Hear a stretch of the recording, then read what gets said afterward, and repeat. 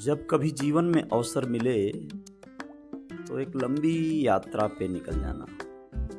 लंबी भी ना हो, अच्छी यात्रा पे, ऐसी यात्रा पे जहां आपको अपने परिजन मिलें, जहां आपको अपने कुछ भाई बहन रिश्ते नाते मिलें जो आपसे एक अच्छा खासा लगाव रखते हों, जो आपको चाहते हों, जो आपको प्यार करते हों, सम्मान करते हों, तो फिर यात्रा और सुखद हो जाती है। कुछ ऐसा ही हुआ विगत दिनों जब मैं मध्य प्रदेश भोपाल पहुंचा। भोपाल शहर में प्रवेश कर रहा हूं मैं इस समय।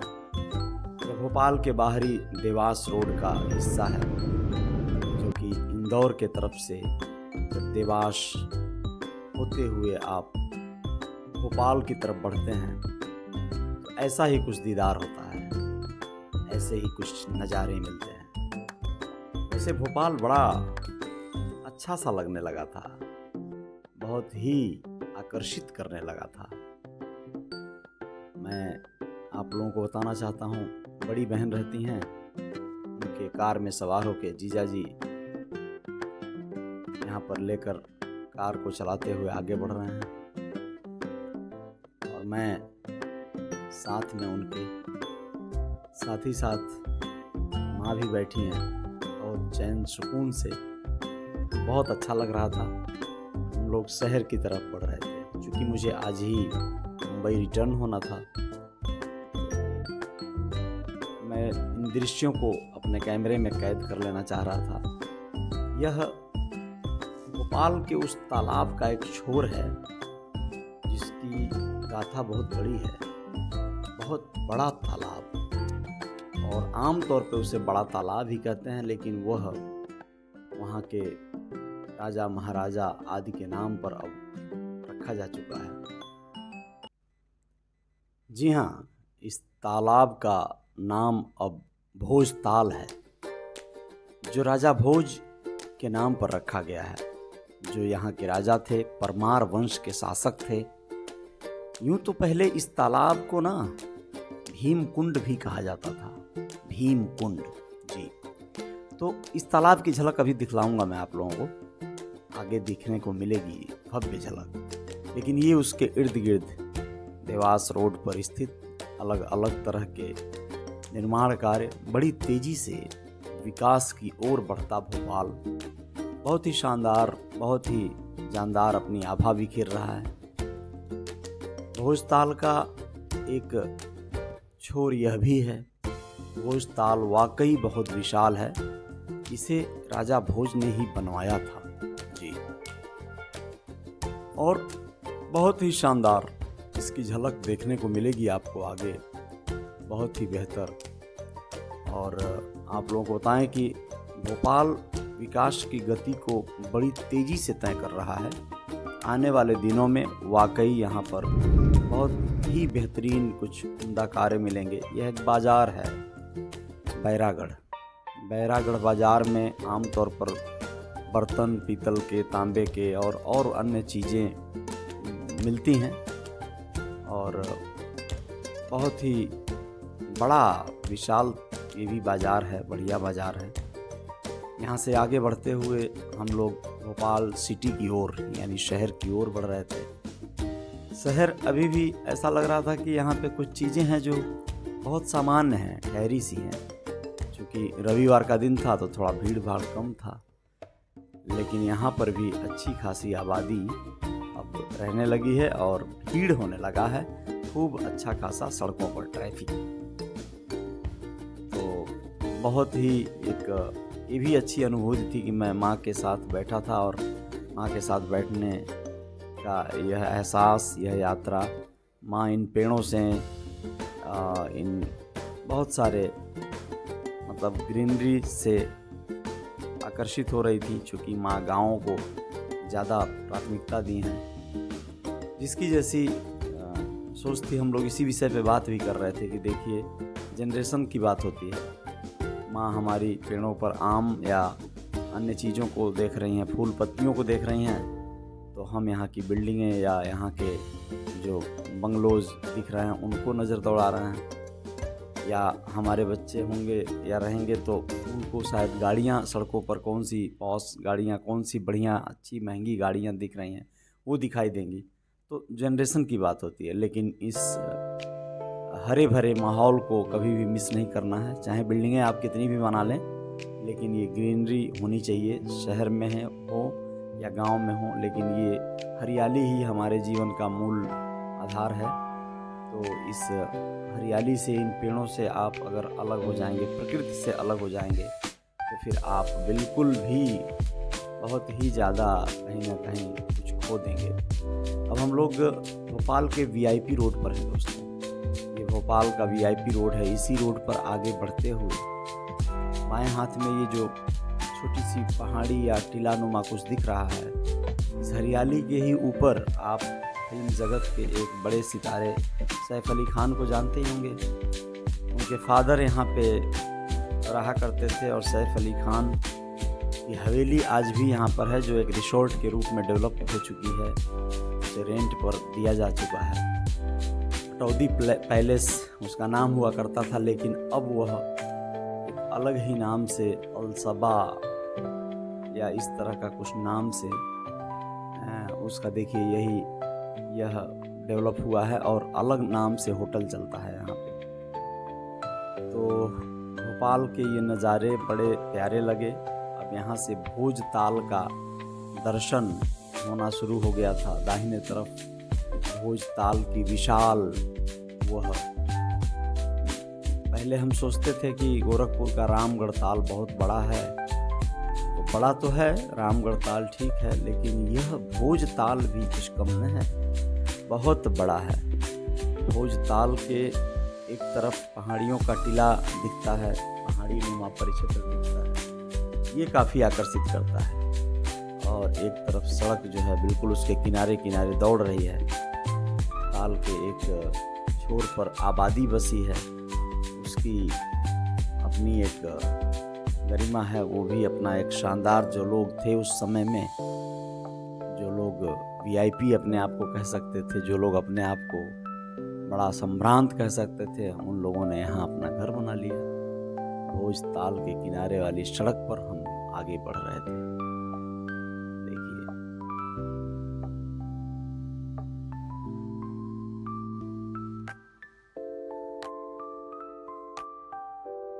बहुत ही उम्दा किस्म का ये नज़ारा था। भोपाल का डेवलपमेंट चल रहा है लगातार। तीसरी बार यहाँ पर गवर्नमेंट जो है स्थिरता से कार्य किए जा रही है। लोग बता रहे हैं भोपाल के इर्द गिर्द 40 किलोमीटर में जो भी डेवलपमेंट है वो शहर के बराबर का हो जाएगा और शहर में उसे महानगर पालिका बना दिया जाएगा। भोपाल के एक तरफ बहुत ही खुशनुमा एक तरह का मंजर था ये, और बहुत ही अच्छा लग रहा था। यह दीदार हो रहा था। यह देखिए, एक छोर पर पहाड़ी नुमा टीला दिख रहा है ताल के, मतलब विशाल है, बहुत ही बृहद है, बहुत ही बड़ा है, बहुत ही अच्छा लगा। इसे कार से नापने में घंटों लग जाएंगे, इतना बड़ा है ये। भीमकुंड इसको इसलिए कहा गया है, यहाँ पर वैसे तो महाभारत काल के कई एक साक्ष्य उपलब्ध भी हैं, लेकिन भीम से मतलब होता है विशाल, विकराल, और कुंड मतलब तालाब, तो बहुत विकराल तालाब को भी भीमकुंड कहा जा सकता है। और किंवदंतियों के अनुसार ये भी कह सकते हैं कि भाई भीम इसमें नहाते थे, भीम इसको बनाए थे। बड़ा सुंदर ही इसके किनारे चलना मतलब एक बड़ी अनुभूति, अच्छी अनुभूति हो रही थी। देखिए, आप बहुत दूर तक रुक कर दिखाता तो शायद बहुत कुछ दिखता, बहुत विशालता इसकी दिखती, भव्यता दिखती, लेकिन फिर भी आप लोग अंदाजा तो लगा सकते हैं। भोपाल शहर इसके 3 तरफ बसा हुआ दिखाई देगा और एक तरफ जो है एक लंबा छोर दिखाई देगा जो खाली खाली सा है। ये देखिए, राजा भोज जो हैं उनकी एक प्रतिमा बहुत ही गगनचुंबी प्रतिमा यहाँ पर खड़ी थी। राजा भोज परमार वंश के शासक थे। ये देखिए यहाँ का जो है ये पुराना कोई किलानुमा कोई एक स्थान, यहीं बगल में रानी कमलापति का भी किला हुआ करता है। और बहुत सारी पुरानी इमारतें यहाँ पर देखने को मिलती हैं, चूँकि यहाँ पर मुग़ल शासकों का भी जलवा था। मुग़ल काल में भी यहाँ पे मुग़ल शासक रहा करते थे और यहाँ देखिए भोपाल अंतिम शासक उबैदुल्ला खान ऐसे कुछ नाम था उनका। आज़ादी के बाद तक उनका शासनकाल यहाँ पर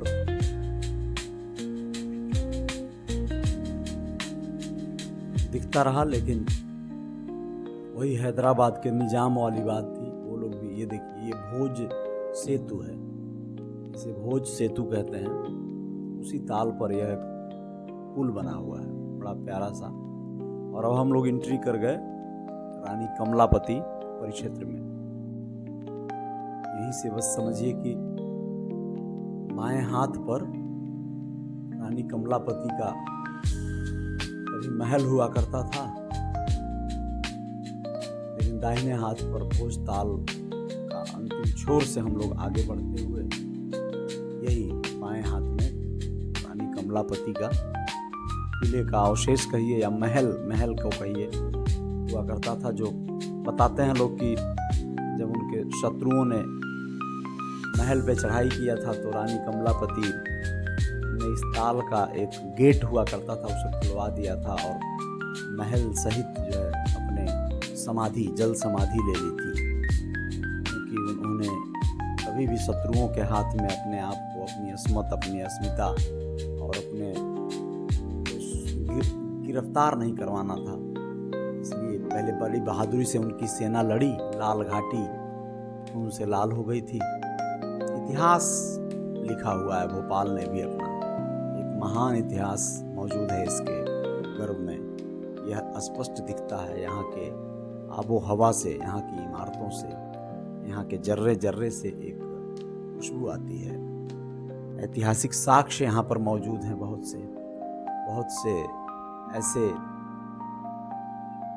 सी ऐसी दृश्य परिदृश्य देखने को मिले जो लगा कि वाकई एक बड़ा ऐतिहासिक शहर रहा है भोपाल। अब तो खैर बड़ा रोशन हुआ जा रहा है, चौड़ी सड़कें, लेकिन अपनी हरियाली के लिए बिल्कुल इसे पसंद किया जा सकता है। हरा भरा सा है, पेड़ है यहाँ पे, अच्छे खासे ध्यान रखा गया है कि विकास हो शहर में, लेकिन ऐसा भी ना हो। देखिए छत्रपति शिवाजी महाराज की भव्य प्रतिमा यहाँ पर लगी हुई है। एक चौक है ये शिवाजी चौक। तो यहाँ से फिर हम लोग आगे बढ़े एमपी नगर के तरफ, यानी महाराणा प्रताप नगर। माँ खूब आराम से बैठी हुई थी, आराम फरमा रही थी, अच्छा लग रहा था। और दीदी आगे जो है बैठी हुई थी। जीजाजी कार दौड़ाए सरपट जा रहे थे। बहुत ही शानदार तरीके से हम लोग जो है इस सफ़र को तय किए और बहुत ही ज़्यादा मनोरम रहा। यहाँ की यह जो है बिल्डिंग बड़ी अच्छी लगी, सागर। दोस्तों, आप लोगों को ये भोपाल शहर का ऐसे ही दूर दर्शन कराने का मेरा मन हुआ। मुझे लगा कि दूर से ही सही थोड़ा एक दर्शन हो बाहर के हिस्सों का, और आप लोगों को लगे कि भोपाल बहुत ही अच्छा एक शहर है यार। पहले के लोग बताती हैं माँ कि, मैं आप लोगों को एक छोटा सा किस्सा बता दूं, वाकया बता दूं। माँ इसी यात्रा में बता रही थी कि जब वो छोटी थी तो उनके पिताजी या गांव के बहुत सारे ऐसे जो लोग हुआ करते थे, करौता रुद्रपुर देवरिया जिले में पड़ता है, वहीं की रहने वाली है माँ, करौता सिलहटा बगल में है। वो कहती हैं कि जब उनके पिताजी बाहर आरा पर जाया करते थे या लोग जाया करते थे, लोग पूछते थे कि कहाँ गए हैं, तो चर्चा होती थी कि भोपाल गए हैं। लेकिन वो भोपाल इनके दिमाग में बैठ गया था। सोचिए इतने वर्षों बाद कुदरत ने कहाँ से कहाँ लाया, यहाँ पे वो अच्छा खासा विचरण कर रहे हैं। देखिए ये एक स्टेशन पर मैं अब आ गया, लोग मुझे विदा कर दिए, मैं अब मुंबई की तरफ प्रस्थान कर रहा हूँ। और ये पहले हबीबगंज स्टेशन हुआ करता था, जो अब रानी कमलापति स्टेशन के रूप में डेवलप हो चुका है। नाम ही नहीं बदला है, पूरा इसका हुलिया ही बदल गया। दरअसल यहाँ का एक बड़ा कारोबारी ग्रुप है बंसल ग्रुप, उसे प्राइवेट करने की कवायद करते हुए सरकार ने दे दिया निजी हाथों में, इसे आप कह सकते हैं बंसल ग्रुप को। बंसल ग्रुप ने इसे डेवलप किया, यानी पूरी तरह से इसे रिन्यू किया, और रिन्यू करके यहाँ पे फैसिलिटी दिया, एयरपोर्ट जैसा फीलिंग करवाया।